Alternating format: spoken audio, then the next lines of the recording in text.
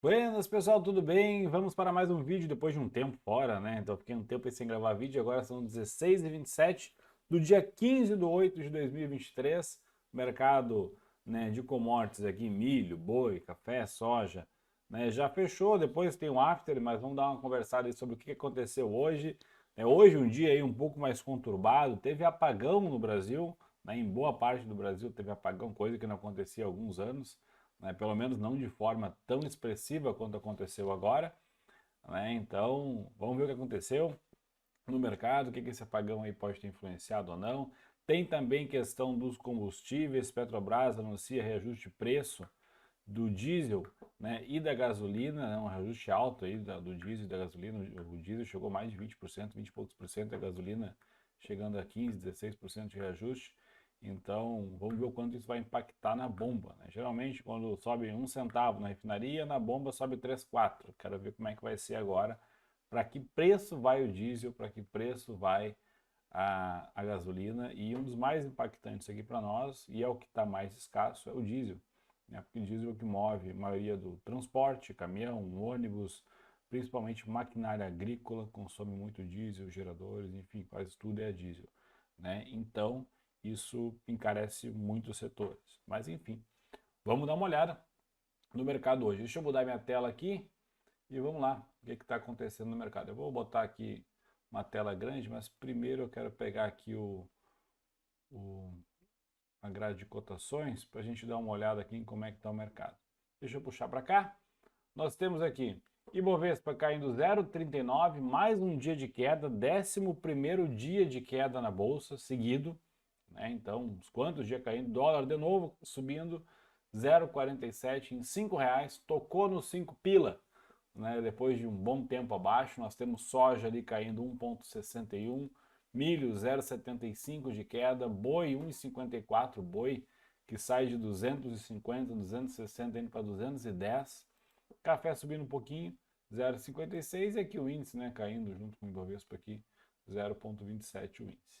Beleza, então mercado aí, mais um dia de queda e vamos dar uma olhada aqui nas nossas commodities. Vamos começar pelo milho, CCM Food, que é o que a gente, né, gosta de operar, na verdade a gente gosta de operar todos, eu gosto de operar todos. Então vamos dar uma olhada aqui no CCM Food, o que ele fez. Bom, isso aqui é o gráfico semanal, tá? Então faz uns dias que eu não gravo vídeo, deixa eu meu cafezinho aqui, ainda tem um golinho? Tem. Então aqui faz uns dias que eu não gravo vídeo, vamos começar pelo semanal do milho. Beleza, o que a gente vê aqui? Milho vem, né, esse ano, cai aqui a partir de abril com muita força. Lateralizou um tempo, tentou subir, tentou cair, tentou subir, tentou cair e nada. Eu sempre falava que isso aqui estava chato, estava lateral pra caramba. Inclusive teve um período aqui, se a gente colocar num gráfico diário, que foi aqui atrás, aqui e aqui, ele ficou literalmente parado. Aqui a volatilidade diminuiu mais ainda, né? Então quem opera por bandas de Bollinger, alguma coisa assim, vai perceber que nesse período aqui as bandas provavelmente estreitaram, porque bandas de Bollinger nada mais é do que uma forma gráfica, né, de enxergar a volatilidade. Então o mercado abre, ela abre quando a volatilidade é muito alta e ela cai quando a volatilidade, ela fecha, né, quando a volatilidade é muito baixa. E aí a graça de operar as bandas de Bollinger é justamente isso, quando fica muito tempo parado, né, com baixa volatilidade, geralmente quando anda tende a andar com muita força. Beleza. E aí eu comentava o seguinte, né, pela simetria de risco estava bom para comprar, né, e para vender ficava complicado porque estava num fundo, né, e eu sempre falei isso. Mas eu gostava da venda porque ele estava numa tendência de queda, ele seguia caindo aqui, então eu queria procurar venda, só não queria vender no fundo, né? Então essa foi a minha ideia. Beleza.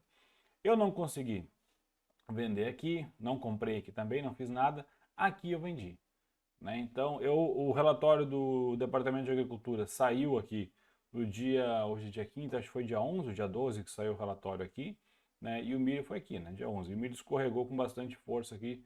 No dia mesmo o relatório caiu, caiu bastante ali. Eu já estava vendido pelo menos uns 2 dias. Eu vendi aqui atrás ainda, vendi aqui próximo aos 55. Saiu o relatório, o milho caiu, né? Então, beleza. Aí eu falei o seguinte, acho que foi ainda hoje ou ontem até falei lá no grupo do Telegram, a seguinte frase aqui. Beleza, saiu o relatório, o milho rompeu para baixo. Ótimo, show de bola. Só que agora eu quero ver o day after, né? Quero ver amanhã. Eu quero ver se esse rompimento para baixo foi de fato, né, interesse de venda dos vendedores e pessoal querendo vender de fato, ou foi notícia, como foi aqui, né, que lá a Rússia lá bombardeou algumas partes da Ucrânia lá que afetavam a questão de escoamento de milho, né, e tudo mais, e aí o milho veio, explodiu aqui, subiu 7% ali em 2 dias, depois devolveu tudo e rompeu o fundo e foi embora. Então, eu queria ver justamente o fato de se era notícia ou não. Beleza, continuei vendido e falei, ó, se continuar caindo e ficar interessante, eu aumento a mão. E foi o que eu fiz. O milho continuou caindo, eu aumentei a mão e tá firme e forte na venda aí. Se a gente olhar o book, agora tá fechado, o mercado já fechou. Mas no book, muito interesse de venda, muita gente vendendo, muito player grande vendendo. E é isso que eu gosto de ver, e é isso que eu gosto de enxergar, é movimento de venda forte. Tá? Então assim, tô vendido. Né? Aumentei um pouco a mão, sigo vendido. Até quando eu vou ficar vendido? Até achar que o movimento está fraco. Né? Então, mais uma vez, uma coisa que eu gosto de commodity, e aí não é só milho, não é só boi e não é só Brasil. Né? Principalmente fora do Brasil. O Brasil é isso aqui de commodity para a gente operar. Né? Uma coisa que eu gosto é o quê? A tendência. Commodity, a economia de forma geral, mas commodity especificamente, né, são cíclicas. Claro que não é exatamente igual todo ano, senão não teria graça, mas são cíclicas de forma geral. Tem as commodities energéticas, as commodities agrícolas, as commodities financeiras, enfim, metálicas, são cíclicas. As commodities agrícolas, geralmente na questão da sazonalidade de colheita, plantio, né? As commodities de energética, por exemplo, petróleo, gasolina, todas essas commodities assim, são baseadas em quê? Em regiões climáticas, então no inverno o consumo de petróleo é X, no verão o consumo de petróleo é Y. Né? Então inverno e verão é sazonal, né? Isso não muda. Então as commodities também são influenciadas por isso, a demanda aumenta, a demanda diminui, por isso, por aquilo. Então é assim que funciona. E o bom de operar commodity é justamente isso, é a gente tentar operar o ciclo. A gente nunca sabe quando é o fundo, nunca sabe quando é o topo, mas a gente tem noção de quando, né, está perto de um fundo ou fez uma região de fundo assim que ele passou, e tem noção de quando ele está perto de uma região de topo ou fez uma região de topo. É aquela história. Eu achar que isso aqui é fundo ou achar que isso aqui é topo é difícil. Mas aqui eu já sei que isso aqui já foi mais alto. Então, nessa parte aqui fica mais fácil eu enxergar que o preço está caindo. Né? Aqui eu não sei se vale a pena vender. Aqui já começa a ficar mais interessante uma venda porque eu não vejo que o mercado quer subir. A mesma coisa aqui. O mercado caiu com muita força. Sempre depois de grandes movimentos tende a ter regiões de briga, lateralidade e principalmente a gente vê que o movimento está acabando ou está perdendo força quando? Quando entra volatilidade. Reparem, o mercado vem caindo, que é gráfico diário. O mercado do milho caiu aqui, vamos botar aqui pelo menos 30 dias. Vamos botar até aqui, 30 dias praticamente sem barra de compra. Era uma, duas, três barrinhas de compra, aqui tem uma bem pequenininha aqui atrás, mas caiu 30 dias em linha reta para baixo. O mercado sem volatilidade, só caía todo dia, era a coisa mais linda de se ver. Isso aqui é uma tendência clássica. Né? Aí o mercado foi lá um dia, fez uma baguncinha, um dia, outro dia fez bagunça. Poderia ter parado aqui ó, e começado a lateralizar aqui. Continuou de novo. Olha o tamanho das pernadas aqui embaixo depois, para alta. Isso aqui demonstra o quê? Volatilidade. O mercado já começa a entrar defesa nessa região aqui. Começa a ter gente querendo comprar por aqui ou pelo menos finalizar a venda daqui. Mas quem está vendido aqui e for finalizar vai comprar. Para quem está de fora é compra. Né?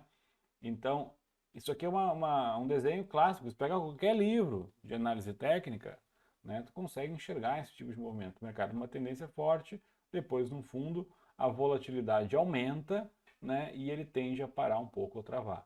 Depois, se ele continuar numa tendência, ele tende a continuar aquela tendência, né, ou reverter a tendência, enfim, a tendência que ele fizer, vai fazer essa tendência geralmente com menos volatilidade e mais direcional. Então, leia-se, geralmente movimento com tendência tem volatilidade menor. O mercado entra em tendência, a gente pode dizer com certeza que o mercado está em tendência quando tem uma volatilidade, olhando no ambiente macro, mais controlada, mais tranquila. E é isso que é bom de operar na commodity. Eu não quero entrar operando aqui nessa briga. Eu quero operar nessa queda. Eu quero que ele caia agora aqui e vá embora e eu fique vendido e aumentando a mão cada vez mais. Tá bom? Então essa é a ideia. Então por isso que eu estou vendido no milho aqui. Ah, mas se olhar no gráfico semanal já caiu demais. Beleza, aqui atrás também tinha subido demais aqui, né? Ainda subiu aqui mais um monte. Então ele está só devolvendo. Se eu tirar o zoom, ele está voltando para 2019. Agora ele está na região de preço de 2019, pré-pandemia, né? Obviamente tem uma média móvel de 200 que está longe pra caramba lá. Pode subir e buscar ela? Pode. Mas também pode só lateralizar aqui, ó, e ficar um ano ou mais aqui, literalmente fazendo nada, ou com uma volatilidade um pouco maior aqui, e ele puxa a média para baixo igual. Então, tem que ficar de olho nessa questão. Por enquanto, sigo vendido no milho. Aí a gente entra tudo isso que eu falei. Aí entra junto a questão de que nós estamos no período do meio do ano, período que costuma fazer fundos no milho devido à safrinha. Nós temos ainda milho estocado, né, em várias regiões do Brasil da safra passada, né? Muito milho ainda estocado, então já está entrando safrinha de novo, e a safrinha vem com recorde. A questão do clima lá nos Estados Unidos vem melhorando, então isso vai possibilitar safras melhores lá fora também. Então, assim, é mais milho, menos demanda, a tendência do preço é cair, ponto, nova linha, parágrafo. Beleza? Então, sigo vendido ali. Até onde? Não sei, por enquanto estou vendido. E vamos para o boi. O que muda no boi em relação ao que eu falei? Do milho. No contrato, o valor negociado e só. O resto é a mesma coisa. O boi vem, né, e cai com bastante força nos últimos 2 meses, mas bastante mesmo, né? Caiu, sei lá, de 260 e poucos e está agora aqui em 211, então aí tem 50 pontos de queda, brincando aqui dá mais de 20% de queda no boi. Lateralizou um período aqui e foi embora. Eu cheguei a fazer uma venda no boi, já nem me lembro mais onde é que foi, né? Mas o que é gráfico diário, eu acho que foi aqui em cima, nessas aqui que eu fiz uma venda. Fiquei até um pedaço, achei que não ia tanto e foi embora com muita força. Até me arrependi de ter saído, né? Poderia ter ficado vendido até hoje, então perdi aí uma boa quantidade de pontos no boi. Mas beleza, depois eu vendi o milho, tá bom. Então, qual que é a ideia no boi? É a mesma coisa, ó, tendência, pouca volatilidade, mercado vai com força. Isso aqui, uma barra, geralmente indica uma barra de reversão, final de uma tendência, uma barra de exaustão. E o mercado ainda bateu o contrário na outra. O que faltou aqui? Faltou continuidade, não teve. Mas aqui eu já repunei, eu falei, ó, se eu tivesse vendido aqui, eu já não entrava, eu já tinha saído fora aqui, depois dessa barra. Antes de abrir essa verde, eu teria saído aqui no fundo dessa barra, né? Ele ainda continuou. Beleza, pode ser que vá e continue, pode ser que daqui a pouco aqui embaixo faça uma barrona gigantesca e venha aqui nos 200. Uma barra igual essa aqui, com uns 10 pontos fácil aqui. E vem aqui nos 200 e aí depois encerre um pouco e comece a dar uma corrigida, uma lateralizada. Vendi boi aqui depois? Não, por quê? Porque eu não consegui pegar o movimento. Se eu botar no gráfico diário, que é esse aqui, eu não consegui pegar, eu estava olhando mais milho, estava olhando outras coisas também, acabei não olhando o boi tanto como eu queria, e acabei não pegando o movimento. O boi eu gosto de operar quando eu estou olhando para a tela e principalmente quando eu estou olhando o book, né? Eu tenho um notebook aqui do lado, tenho, né, 4 gráficos aqui na tela e dois livros de ofertas. Então aqui no canto tem boi em cima, milho embaixo, dólar e índice, e aqui eu tenho o book do boi e embaixo o book do milho, né? E eu fico olhando o book deles aqui e vejo no gráfico do lado também. Então é assim que eu gosto de operar. Eu gosto de enxergar o book do milho e do boi para fazer operações, né? Além do gráfico. E o boi, eu basicamente, os períodos que eu mais ganhei dinheiro com boi, eu praticamente não olhava quase gráfico. Eu olhava mais book mesmo. Tanto é que eu não operava nem via Profit Chart. Eu operava via o Home Broker da XP. Aquela telinha ali que parece aquela coisa esquisita lá de 1940, era ali, olhando o book ali, botando boleta manual, preenchendo o valor, botando ali e fazendo operações ali. Foi onde eu mais ganhei dinheiro com boi, assim. Só que era mais trabalhoso, eu tinha que estar olhando o book, olhando tela, tentando enxergar. Obviamente eu tinha um gráfico do lado aberto, mais para enxergar a questão do histórico do preço, mas a negociação em si era acima do book. Beleza? Então, assim, o boi segue na queda. Até onde o boi vai cair? Não sei. E aí também tem a questão: boi, milho, soja, existe faltou a palavra, uma correlação. Então, se existe uma correlação, a tendência é que se um começar a cair, continuar caindo, né, com muita força, o outro vá também. Ah, vai parar no mesmo dia? Não. Então, vai começar no mesmo dia? Também não. A amplitude de queda é a mesma? Caiu 10% um, cai 10% outro? Não. Mas geralmente esse movimento tende a ser mais direcional. Commodity agrícola como um todo, geralmente tende a cair, salvo raras exceções. Saiu uma questão da vaca louca. É óbvio que vai dar impactar mais no boi do que nas outras, né? Que nem aconteceu lá, a Rússia, né, bombardeou alguma coisa lá na Ucrânia e vai prejudicar mais ainda o milho. É óbvio que vai impactar mais o milho do que soja e do que boi, né? Então é uma coisa meio óbvia. Mas de forma geral, né, se tudo estiver normal, vamos falar assim, a tendência é que eles andem um pouco junto. Beleza, estou de fora do boi, o que eu vou fazer agora? Eu, Guilherme, nada, né? Até o boi dar uma acalmada, eu não faço nada. Poderia colocar, eu até quase fiz isso hoje, um gráfico aqui de 120 minutos, por exemplo. Ó. Isso aqui é uma VWAP, né? Em operar a favor dela? Posso, brincando ou não, isso aqui de agora aqui deu 4 pontos. Hoje, né? Hoje, 4 pontos, fácil. Então, beleza, poderia ter feito isso? Poderia ter feito isso. Tá? Mas não é o que eu estou fazendo ali. Eu estou fazendo operações com milho, fiz umas operações em índice dólar e outras operações, né? Bastante operações em ações e sigo posicionado no milho. Basicamente é isso. Commodity eu gosto de ficar um pouco mais longo na operação. Beleza? Quem está de fora no boi como eu, o que eu estou esperando? Um repique. E eu não sei se eu vou comprar esse repique. Estou esperando um repique para ver até onde vai. Eu não quero pegar a primeiro repique. Eu quero que ele volte, faça uma, duas, três barras, seja lá quantas forem. E eu quero ver o quão forte vai ser essa galera que vai entrar aqui. Né? Eu quero ver até onde ele vai. E aí depois aqui eu vejo o que eu faço. De repente ele faz isso aqui, eu vendo aqui de novo. Esperando que ele vá brigar um tempo aqui, ó. E eu vou tentar vender alto numa lateralidade e ver o que acontece. Tá? Então, essa é a intenção. E aí, se der a oportunidade de ele cair mais, perfeito. Né?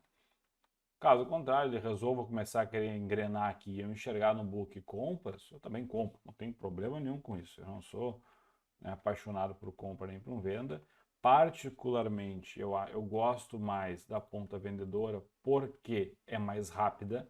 Repare na velocidade que o boi caiu. O boi caiu, né, 50 pontos, 20% em um mês e meio, né, julho e agosto. Caiu aí um mês e meio, caiu 50 pontos. Para subir esses 50 pontos, ele demora muito mais do que isso, né? Então, normalmente. Então, geralmente a queda é um pouco mais rápida. Por isso que eu gosto de operar um pouco mais na venda, porque a gente consegue vender, vai aumentando a mão, vai escalando a mão, o mercado vai andando, vai dando bons resultados e é uma operação que termina relativamente rápido, se expõe pouco, o risco de exposição é pequeno. Quanto menor o risco de exposição e maior o lucro, para mim, melhor. Se eu conseguisse fazer uma operação de um dia e fazer o financeiro de um mês, correndo o risco, né, pequeno, que eu correria normalmente, eu conseguiria. Eu consigo fazer uma operação em 10 minutos que eu ganharia em um mês. Só que qual é o tamanho do risco? Quantos contratos eu vou ter que botar? Né? Então isso é bem mais complicado. Beleza? Vamos adiante. Falei do boi, vamos falar agora da soja. Café primeiro, café.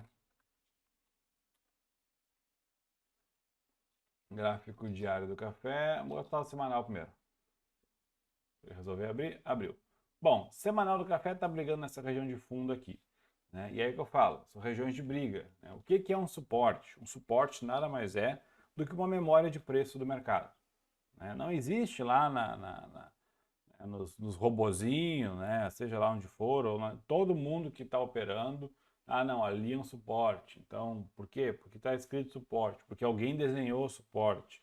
Né? Ou porque alguém desenhou num livro que quando tem assim duas regiões de toque aqui é um suporte. Não, um suporte e uma resistência nada mais é do que regiões de memória de preço.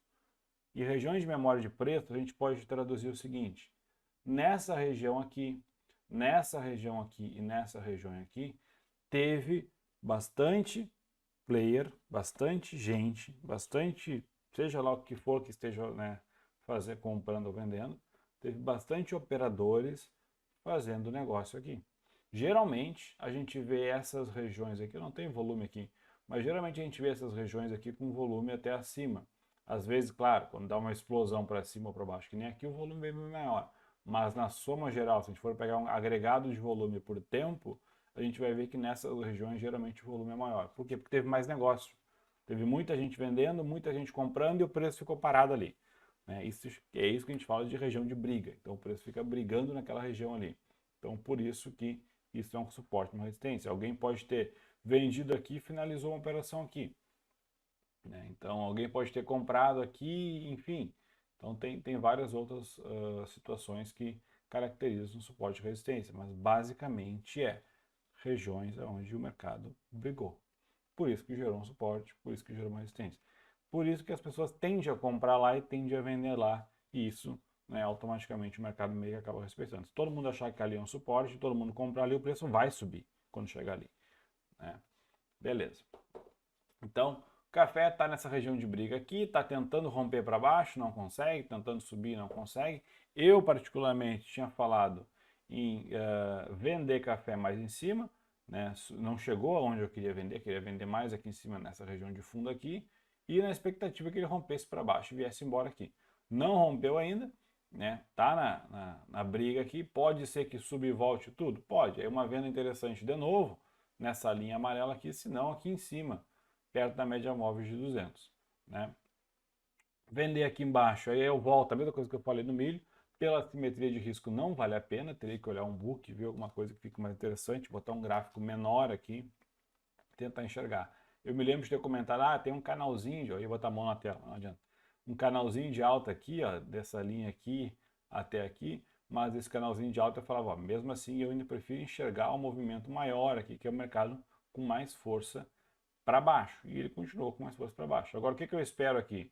Que talvez ele faça de novo um canal, só que aqui, ó, né, e comece a querer dar uma escorregada por aqui. Talvez mais para cima, talvez mais para baixo, talvez com mais força, com menos força, mas enfim, brigar nessa região aqui, né, vir, coisa torta, vir mais ou menos por aqui. Imagine que isso aqui está reto, tá? Então, vir mais ou menos por aqui assim. Vai acontecer? Não sei, mas é o que eu esperaria para o café, dado o movimento que ele tem feito aqui. Se a gente botar no gráfico mensal do café, ele tem bastante espaço para corrigir ainda. Ele está numa tendência maior aqui. Ó. Tem bastante espaço para romper e vir até aqui. Traço ali numa coisa. Pode chegar aqui no 157, 160, ele pode chegar lá para os valores de 2020, 2021, início de 2021 aqui, ó, nessa região aqui, tranquilamente, ainda esse ano, se deixar. Vai chegar? Não sei. Pode ser que suba e venha para cá, tá?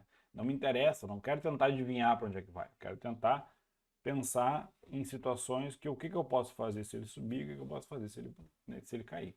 Basicamente é isso. Beleza? Soja. Vamos adiante na soja aqui. Soja naquele topo lá, eu vou botar no gráfico, esse aqui é o diário. Vou botar no semanal. Ó, soja, né? Mais uma vez, região de briga, região de briga, região de briga, né? Memória de preço, ele rompe aqui, vai com força para cima. Aí eu comentei no vídeo de hoje, quem quer comprar soja, olhando pelo gráfico semanal, um período um pouco maior, aqui é o ponto. Está escrito aqui, compre aqui, né? Só que reparem, né? Aqui teoricamente é uma região de briga que deveria ter compra de soja. Isso aqui é um gráfico de semanal, um gráfico de 2 semanas, né? Obviamente que a gente está no segundo dia dessa barra aqui, né? Mas eu imagino que se fosse para realmente ter compra com força aqui, muito interesse de compra, isso aqui já teria subido na semana passada. Ele tentou, olha aqui, ele bateu aqui, mas muito fraco, né? Então, assim, se aqui realmente fosse uma região de suporte relevante, a menos que algo aconteça, né, isso aqui deveria já ter subido, pelo menos ter fechado uma barra verde na semana passada, aqui, né, mas não, ele tentou romper para baixo e ainda está continuando esse movimento. Pode ser que essa feche para cima? Pode ser. Mas eu imagino que essa aqui já poderia ter acontecido isso. Se isso não aconteceu, ela pode voltar mais um pouco, né? E aí entrar aqui para dentro dessa região de novo. E aí tem duas possibilidades. A melhor delas, ela bater aqui na média móvel do diário, na de 200 aqui, né? E voltar e querer subir, pensando no cenário de continuar a tendência, tá? E voltar a subir para lá. A pior delas seria o que? Ela voltar para cá e voltar para dentro dessa lateralidade aqui, ó. Vou fazer uma linha aqui. Voltar para dentro dessa lateralidade toda aqui, ó. Tá? E aí a soja ficar aqui um tempo. E no pior das hipóteses, né, pensando em queda de preço, ela chegar aqui na média móvel de 200 e ainda perder força e cair mais um pouco. Milho está caindo, boi está caindo, então também poderia acontecer isso. Vai acontecer? Não sei. Detalhe, a soja está aqui na máxima, como é que não está o preço? Isso aqui, a soja quanto o café são dolarizados, então o dólar está bem para baixo também. Isso a formação de preço da soja e do café é diferente da formação de preço do milho e do boi. Beleza? Então, soja mais ou menos por aí. Dólar, bateu nos 5 pila, né? 5,003,50 lá agora. Eu fiz uma venda de dólar, 5,04. Eu fiz uma venda de dólar, foi ontem, que foi em 94,98. Deixa eu ver aqui no notebook, para não falar besteira. Foi aqui, ó. Vamos ver. 492, não, 4982,50. 498,250. Então 4,98. Então eu vendi aqui, né, um pouquinho, 20 pontos abaixo do que está aqui agora. E por quê? Vendi porque eu acho que o dólar vai a R$ 4? Não, vendi justamente por especulação. Região de briga aqui atrás, se eu pegar aqui e tirar um zoom, muita região de briga aqui atrás, né? Aí o dólar vem, cai aqui. Eu poderia também traçar aqui, deixa eu tentar pegar uma linha aqui, traçar aqui uma espécie de um canal, ele está lá naquele topo daquele canal, né? Então o que eu fiz aqui? Eu botei ontem um contrato de dólar apenas, no mini dólar, aqui, na região de R$ 5. Não é no 5 exato, um pouquinho abaixo, né? No final do dia. E está lá no 0 a 0, está lá subindo um pouquinho, né, em relação ao que eu botei, mas está lá. Né? Pode ser que suba e vá a 5,30? Pode. Se ele romper aqui para cima, fechar aqui em cima e fizer uma barra bacana aqui, eu pulo fora. Agora, se ele continuar a cair aqui e perder força e vir embora, eu aumento a mão. Né? Então, por quê? Porque eu acho que pode ter uma briga aqui, e aí isso aqui sim é uma operação de especulação total. Não é uma operação de, eu vou fazer um seguro. Não, isso aqui é uma operação de especulação. O dólar sai de 4,75. Aí muita volatilidade política, toda a história do Brasil, como sempre, bate em R$ 5 lá em poucos dias. Né? Então ele voltar aqui e cair, para mim não seria nenhum problema. Repare que ele está com bem mais volatilidade, com barras maiores, né, do que estava antes. Isso aqui indica força. Por um lado é ruim porque eu fiz, mas aqui atrás também foi assim, ó, e depois escorregou. Então teve bastante barra bonita aqui verde e ele escorregou em seguida. Vamos ver. Tem mais aí uns 2, 3 dias para o dólar se provar. Se ele fechar acima aí e firmar aí em cima, eu pulo fora, não tem nenhum problema. Por enquanto, estou aí. Beleza? E o índice, deixa eu botar, pode ser o Infut, tá no mesmo, o mini índice, né? Isso aqui, eu fiz uma venda de índice, eu já falei bastante tempo, aqui, nessa região aqui do 121, 122. Bem aqui onde está essa setinha. Não foi nessa plataforma, foi aqui na outra, mas bem onde está essa setinha aqui, eu fiz uma venda de índice. Essa venda para mim, eu gosto de olhar índice assim, ó. Aqui. Essa venda para mim estava clara naquela região. Média móvel de 200 aqui, o mercado tenta, né, bater nela, bate nela, volta, bate nela, volta. Fez até um topinho duplo ali, estava numa região de briga ali, depois de uma alta aqui, de uns quantos dias subindo sem parar. E eu me lembro de ter comprado, e aí entra o contexto. Né? Não é assim, vou vender porque está numa região. Não, eu me lembro que eu comprei ações ali por abril, final de abril, início de maio, poderia ter comprado até mais cedo, comprei ações nessa região aqui de abril, maio, coloquei aqui até, coloquei lá no grupo do Telegram, coloquei no Instagram, do quanto é canto, as ações que eu estava olhando para comprar. Fiz compra de ações, ou seja, tirei dinheiro do bolso, né, de caixa, comprei ações por aqui. O mercado subiu, bateu lá em 122, 123, lá ficou, bateu em 124. Quando chegou perto do 122, o que eu fiz? Vendi índice.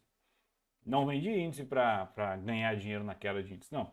Vendi índice para pensando o quê? Beleza, se esse negócio subir aqui e romper para cima, eu estou comprado nas ações, eu vou zerar minha operação de índice lá com um pequeno prejuízo e vamos embora, vamos ver até onde vai. Se ele apanhar aqui um pouquinho acima, eu estava disposto, né, a segurar aqui a média móvel, obviamente não estava aqui onde está agora, estava um pouco mais acima, né, porque agora ela caiu. Né, mas a média móvel estava um pouco mais acima. Eu falei, beleza, se chegar perto da média, passar e fechar ela por cima e ganhar força, eu pulo fora. Caso contrário, se esse negócio começar a voltar, eu vou segurar um pedaço da minha posição comprada. Eu não vou encerrar as ações que eu comprei aqui, porque eu comprei ações aqui que eu acredito que vai performar bem por um bom tempo. Beleza? Mas uma forma de eu minimizar, né, mitigar o risco dessas ações, ou mitigar o prejuízo, risco não, o prejuízo dessas ações, é eu fazer uma operaçãozinha contrária, um seguro. Poderia fazer isso com opções, Poderia fazer com vários outros instrumentos. Eu resolvi de forma mais prática, mais rápida e mais fácil fazer diretamente com contrato de índice futuro aqui. Qual que é ruim? Rolar, o peso de carrego dele, toda a história ali, né? Mas fiz isso, beleza.